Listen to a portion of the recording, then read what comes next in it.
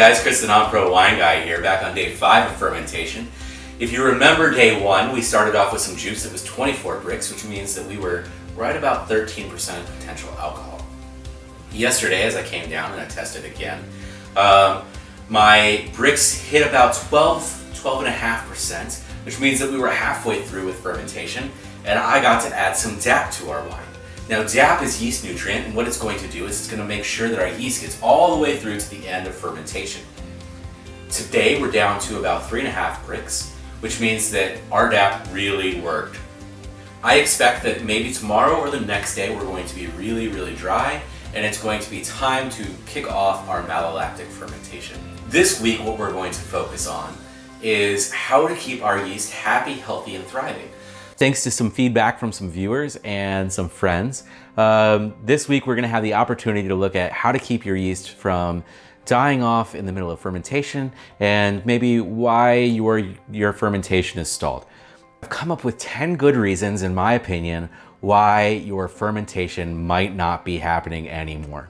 So number 10 most likely reason that your fermentation is not going anymore is because your yeast was maybe a little too old. Maybe you had some old yeast that you bought in bulk and you scooped out some, you started a fermentation, you put a rubber band around it, and you stored it away in hopes that this fermentation you'd be able to re-kick it off and get your wine going again. Unfortunately, with old yeast, sometimes when you rehydrate them, they're not as strong as new yeast are.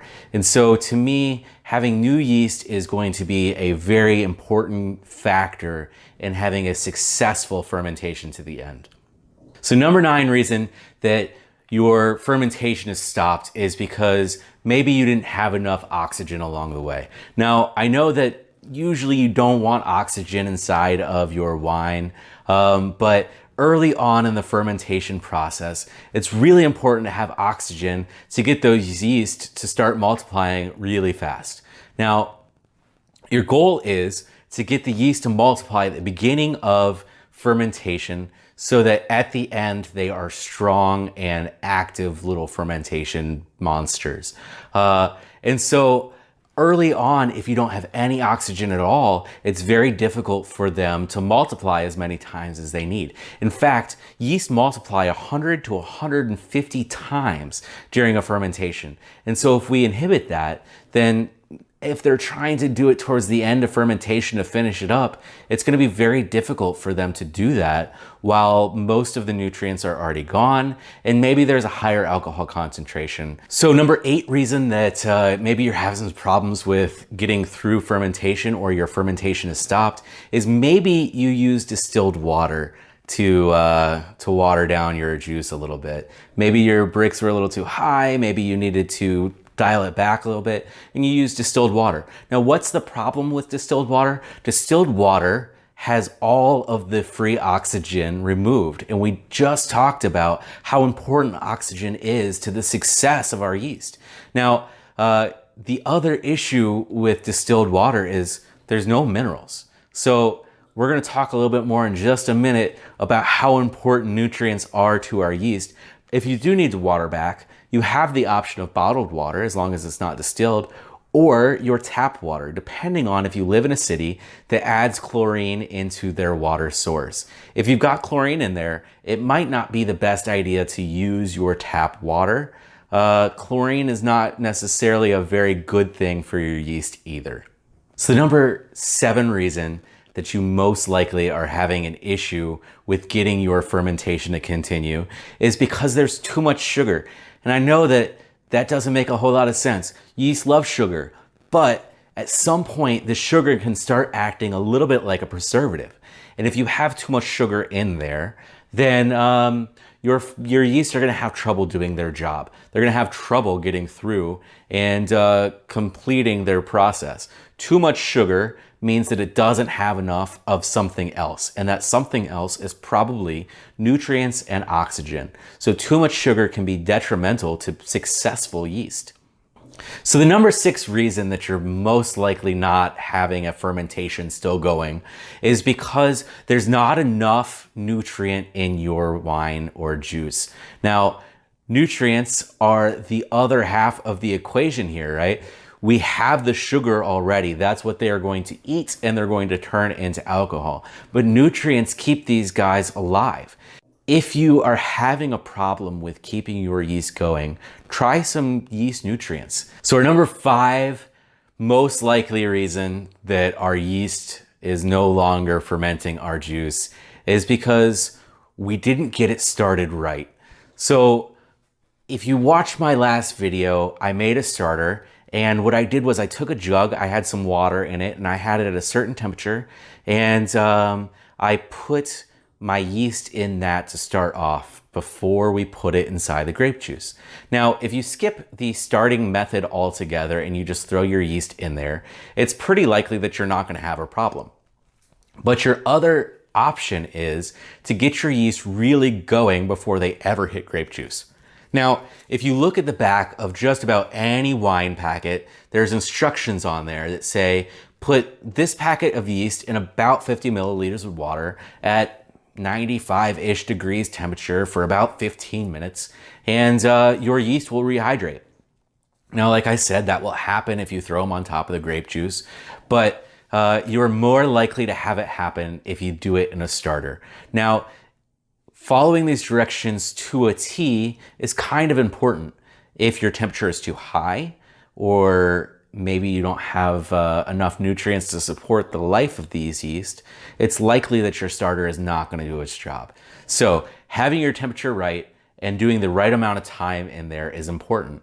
For me, when I make a starter, I throw in some DAP into that starter as well. I throw in some grape juice, and the yeast love it, and they multiply, and they get big and healthy. And then I throw them into the grape juice, and the fermentation really rocks. Number 4 most likely reason that your yeast is not still doing its job is because it didn't have the opportunity to even set into the juice. And what I mean by that is, a lot of times when we get grape juice in, or usually even particularly fresh fruit, we're concerned about the bacteria that might be on it.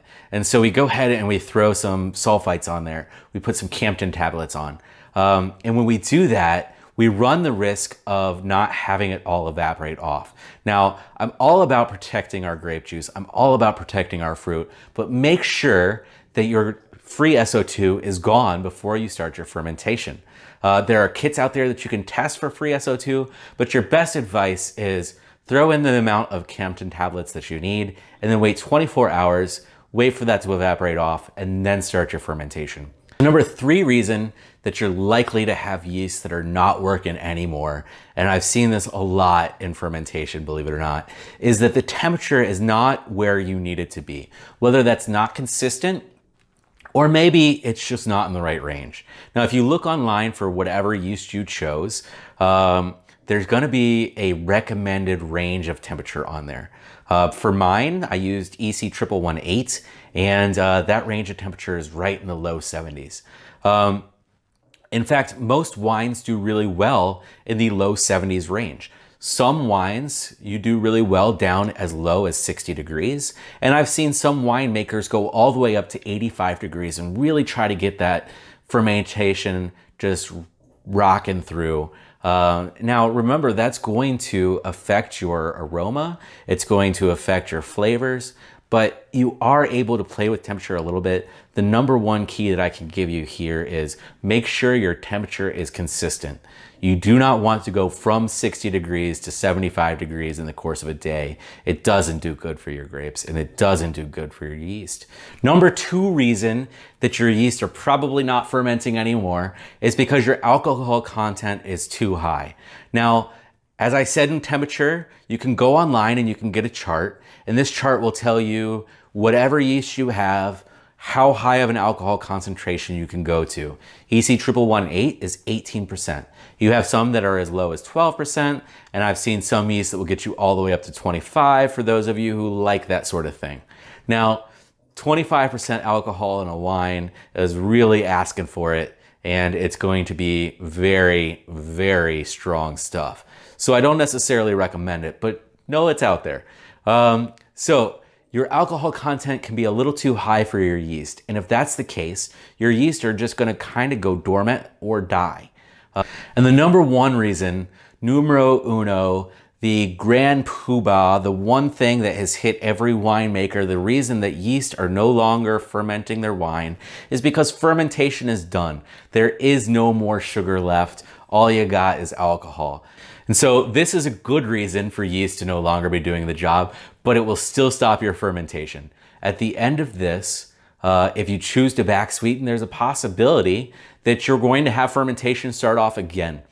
If you don't want that to happen, if you choose to back sweeten your wines, if you want a sweet wine, my suggestion to you is go ahead and add in that Campden tablet that we talked about a second ago and make sure that you are not going to start any kind of fermentation again. So just like last week, what I'm going to ask you for this week is that we pick out of 2 questions what we want to hear for next week in our video. Of course, I'll still be going on to malolactic fermentation next week because we are going to be dry on this guy back here and we have plenty of opportunity to go through that and what it's going to do for the flavor of our wine and the mouthfeel of our wine. And I really love that part. But for next week, I also want to answer a question for you guys. So would you rather hear about how to go to the store and pick out the right wine for you, how to find the wine that you really, really love? Or would you rather find out about how to blend your wine and pick the right varietals to mix together to make something unique and something new to you? Maybe step outside of your boundaries and step outside of what you're used to and find something new that you want to blend. So you guys choose, and I will answer those questions next week. If you have any questions you want to ask on this week's video, go ahead and throw those in the comments below, or you can send me a DM or a private message. I'll be happy to get back to you as soon as I can. If you liked this video, please give my Facebook page a like, subscribe to my YouTube channel, and continue to follow along. And until next week, cheers.